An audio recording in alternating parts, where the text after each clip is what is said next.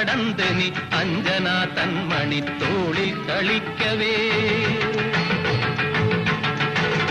ஆதப்பழம் தின்று வானில் உயர்ந்து நீ சக்கரவஜ்ராயுதம் ஏற்று பதித்ததும்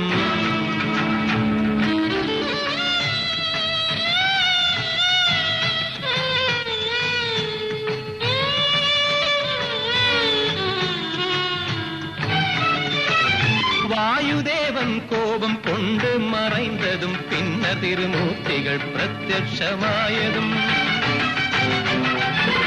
கற்கோடி காலங்கள் மரணம் உனக்கில்லை என்றும் அற்புத தேவர்கள் உன்னை துதித்ததும் மறந்தையோ நீ